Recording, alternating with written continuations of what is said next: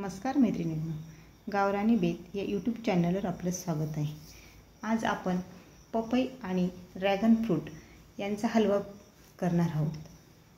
पपई आपल्याला अशी डोळा पडलेली म्हणजे जी पिवळे चठ्ठे दिसत आहेत, म्हणजे आपली थोडीफार पिकलेली आहे, अर्धी कच्ची अर्धी पक्की अशी ही परिपक्व अशी पपई आपण घेतलेली आहे।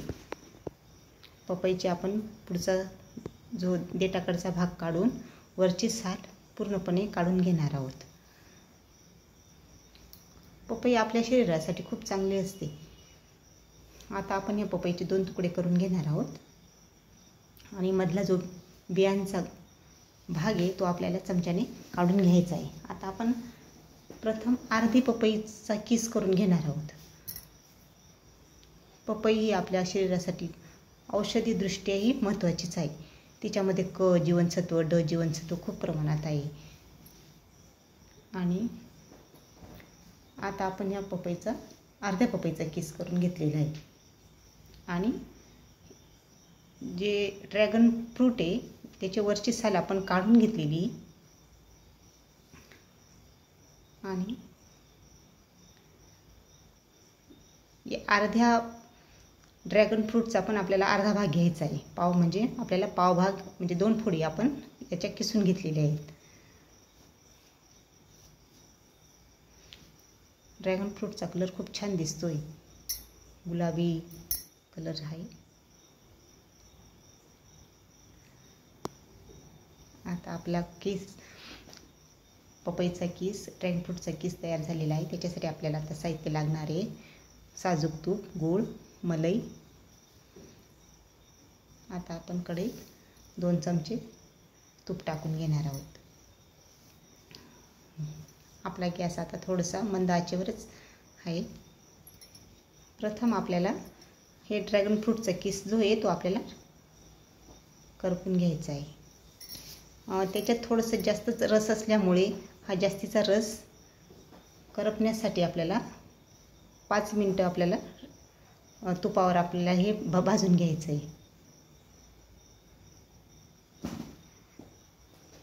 आता छानपैकी त्याचा कलर पण दिसतोय। आता याचा रस जो होता तो आटून गेलेला आहे, म्हणून आपण आता पपईचा किस जी छोटी अर्धी पपई होती ना तिचा किस टाकून घेतलेला आहे।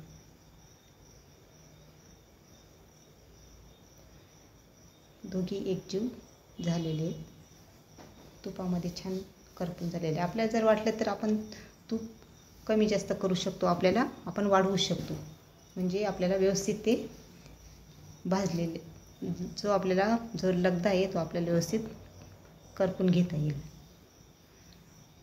आता हे छान शिजून झालेले त्याच्यात एक अर्धी वाटी आपण जे मलईचं दूध होतं मलई सहित टाकलेलं आहे। आता छान एकजीव करून 5 मिनिटं आपल्याला परत हे दूध आटवून घ्यायचं आहे। आता याच्यात दूध आटल्यामुळे आपल्याला आपण याच्यात 2 पोह्यांचा जो चमचा आहे आपल्याला तो 2 चमचे गूळ घालणार आहोत आणि परत आपल्याला 5 ते 10 मिनिटं आपल्याला मंद आचेवर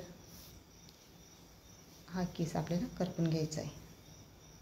अशा पद्धतीने आपल्याला हा हलवा तयार झालेला आहे।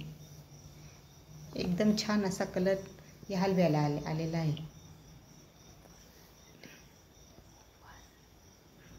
उपवासासाठी